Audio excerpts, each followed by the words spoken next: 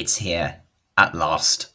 After 4.5 years of waiting with only a few details scattered here and there, Danish developer IO Interactive has dropped an announcement trailer for 007 First Light, the first new James Bond video game in 13 years, and the developer's first non-Hitman game since 2010's Kane and Lynch 2. So order yourself a vodka martini, shaken not stirred of course, and make sure your cufflinks aren't loose because this video is getting underway right now. We begin with a mountain in the Swiss Alps, with a voiceover describing how Bond's parents cut their own rope to save his life, and how a young James, aged just 11, watched them die. We're not even 5 seconds in and already something's different. In the book continuity, Bond wasn't with his parents when they died.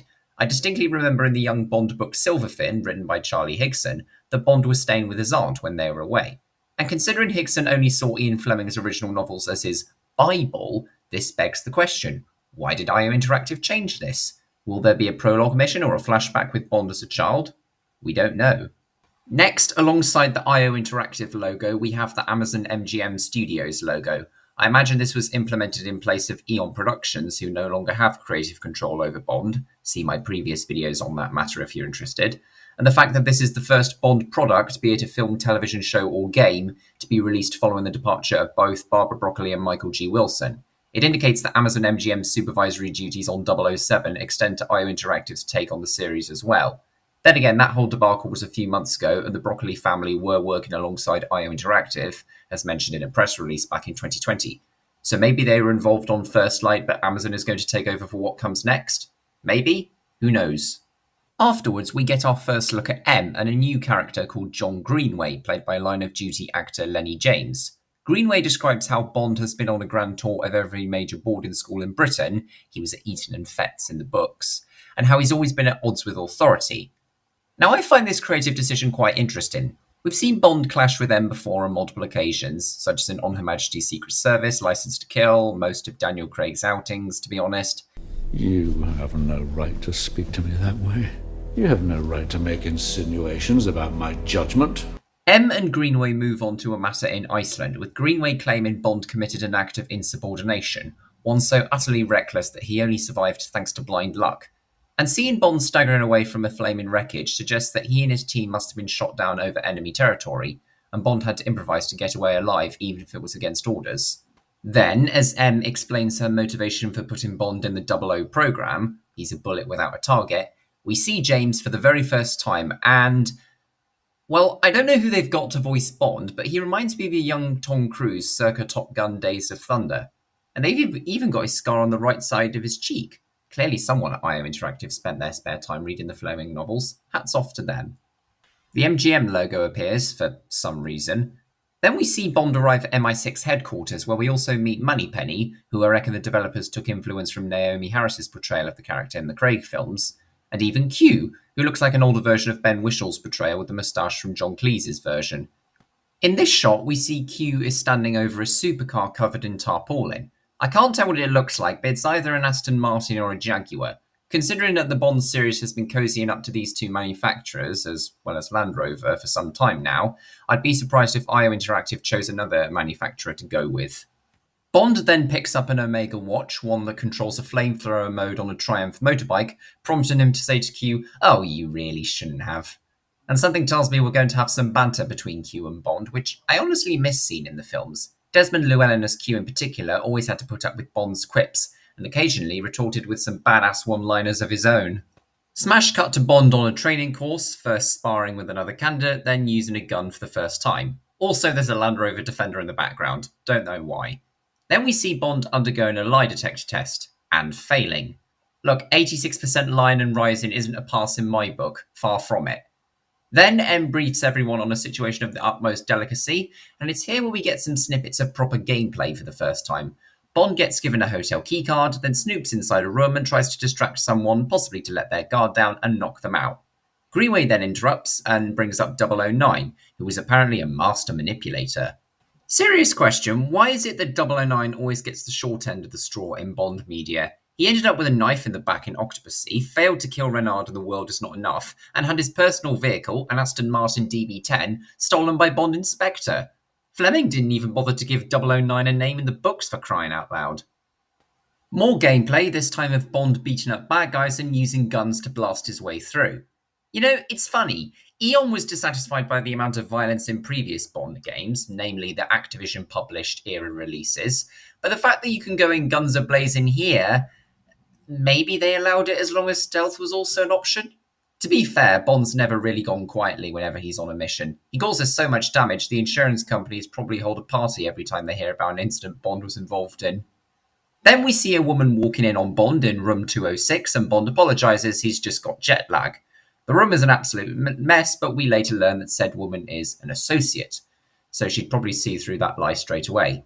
Skipping past a disco dance thing, which I don't know what that's doing here, and we see Bond using his Omega to fire a freaking laser beam to distract a guard. Good God, that'll do wonders for Omega cells next year, won't it? When you feel insecure about yourself and wonder if you'll ever get laid again after that one date went balls up, have no fear.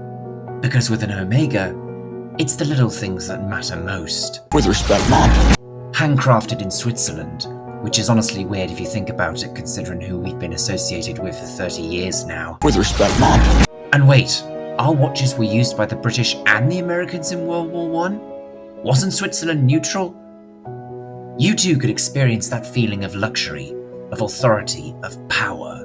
Oh, did we mention we're also the official timekeepers for the Olympics? Suck on that, psycho. Omega. Exact time. For life. Thank God James wasn't wearing his Seamaster diver when he got blown up.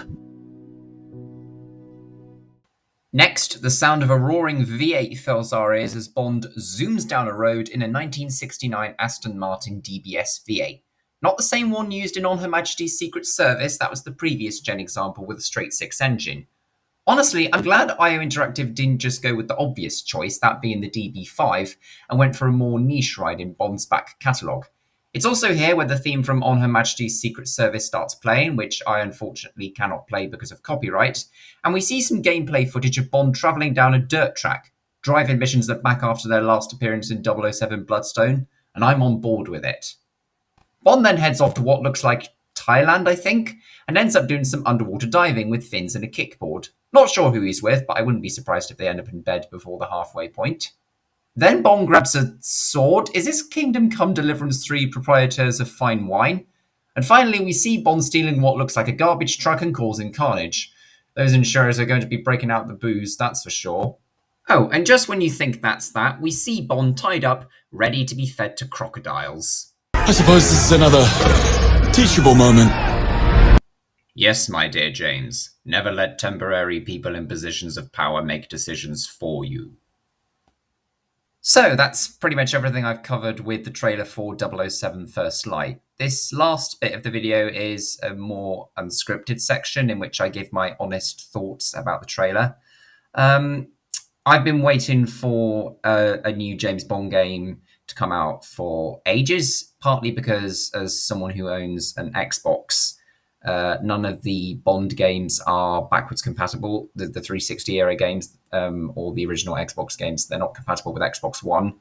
And I'm genuinely excited for this. I think developer IO Interactive has a very good record when it comes to releasing games, particularly with the Hitman series.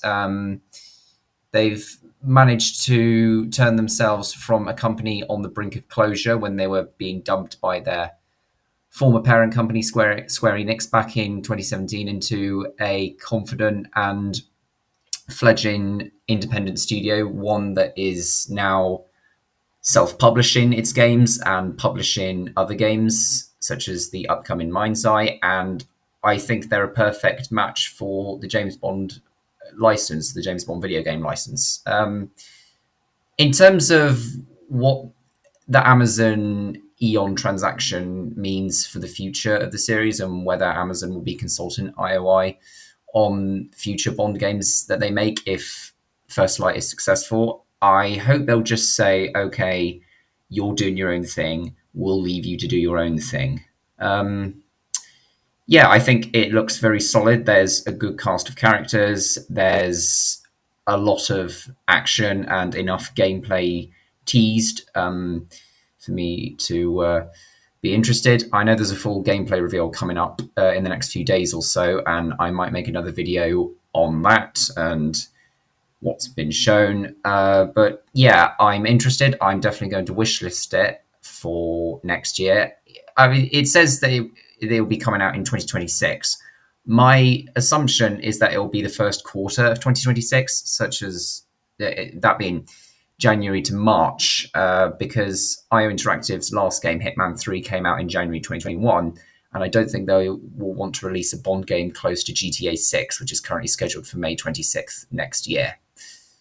So yeah, that's pretty much how I feel about this new Bond game. I'm very excited. What about you? Are you excited for it, or do you have some reservations? Feel free to let me know in the comments. Thank you for watching thus far.